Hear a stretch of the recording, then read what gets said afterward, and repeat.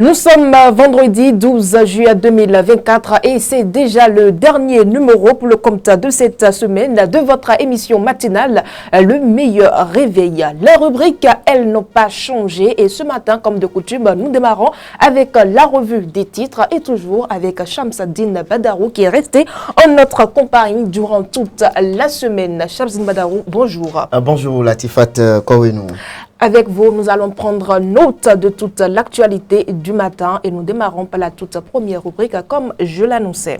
La une de la presse, c'est tout de suite et maintenant. Latifat Kouenou, amis internautes, bonjour et bienvenue dans cette rubrique. C'est le quotidien Dynamisme Info qui plante le décor ce matin et le journal titre manchette.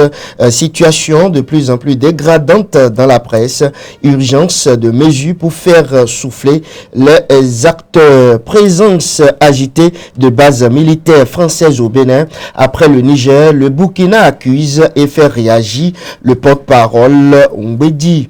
On poursuit avec le justicier. Face à la crise de l'espace, les mauvaises gestions des funérariums et cimetières vers une crémation obligatoire au Bénin.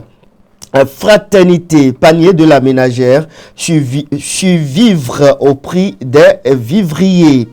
Et Serge Mahouillon au sujet de la présence active sur les réseaux sociaux. Il faut bien se positionner pour en profiter. Suite aux déclarations du président du Burkina Faso, la réplique du porte-parole du gouvernement béninois. Le Soleil Bénin Info, supposée base militaire française dans la partie septentrionale béninoise.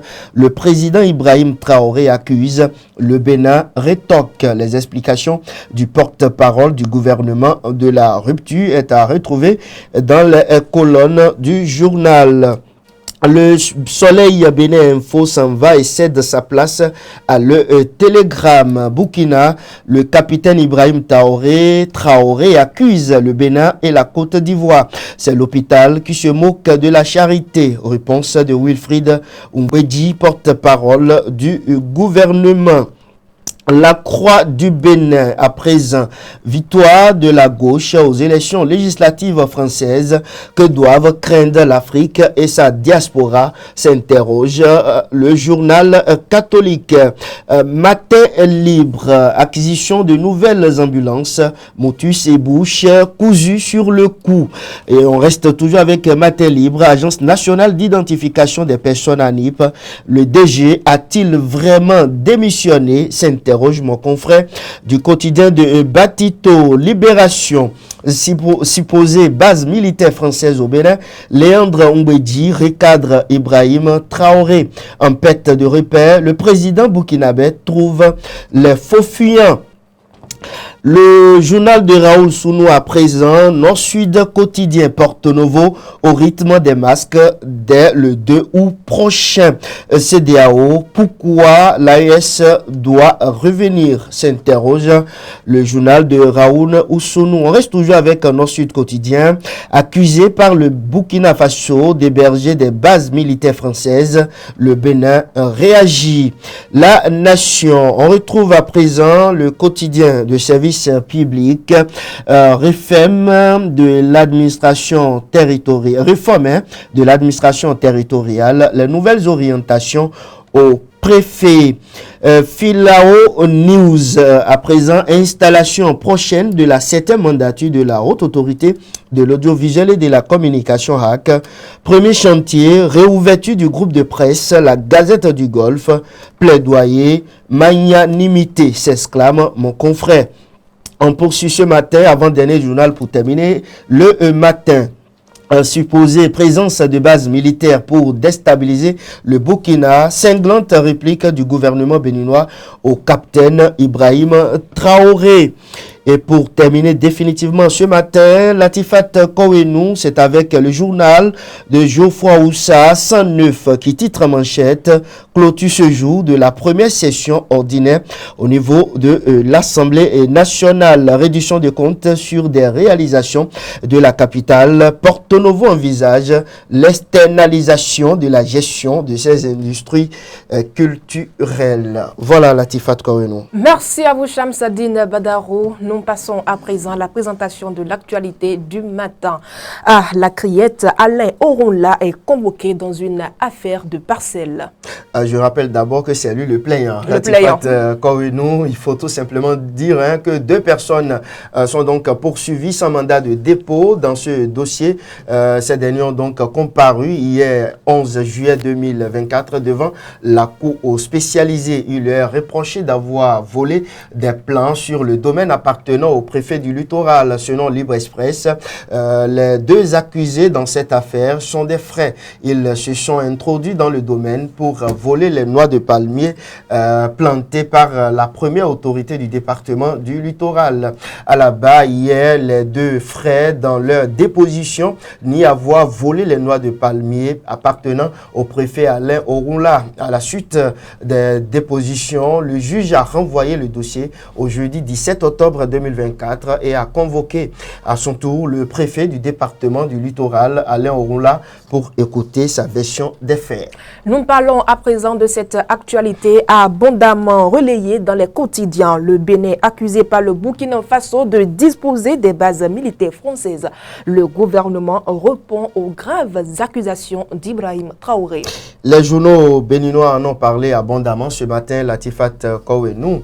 Le Bénin n'aura pas tardé donc à répondre aux accusations du capitaine Ibrahim Traoré par le canal d'une publication sur le réseau social Facebook. Wilfried Léandre Mbedji, porte-parole du gouvernement béninois, a fait remarquer qu'il s'agit d'une campagne de désinformation qu'orchestre le dirigeant du pays des hommes intègres après celui du Niger. Pour lui, il s'agit simplement d'une initiative qui menace la pacifique cohabitation des peuples africains.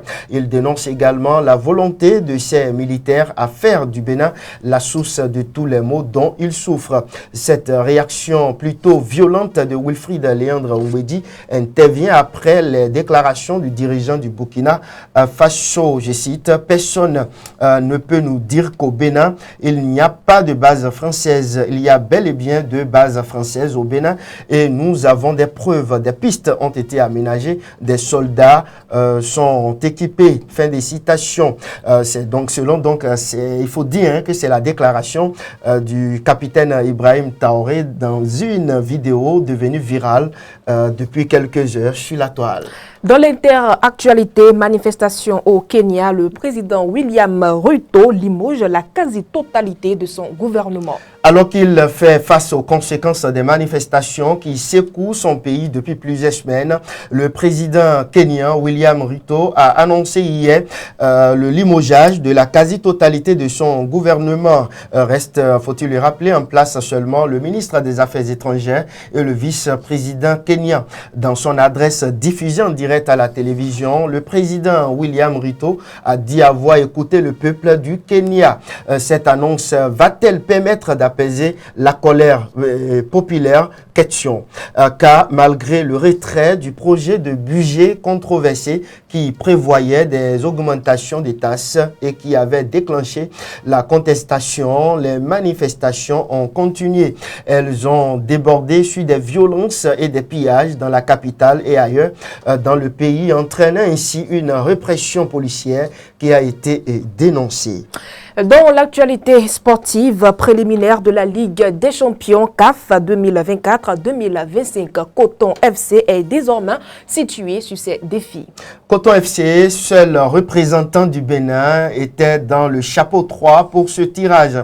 Le triple champion en titre du Bénin vise à faire bonne figure dans la compétition. Le tirage au sort des préliminaires est la première étape d'un parcours qui promet d'être compétitif et exigeant au premier tour préliminaire, Coton FC affrontera AS Douane du Burkina Faso au deuxième tour préliminaire. En cas de qualification, Coton FC jouera Latifat Kowenou contre le vainqueur du match du premier tour entre AC Léopard du Congo CR et Belouizdad de l'Algérie.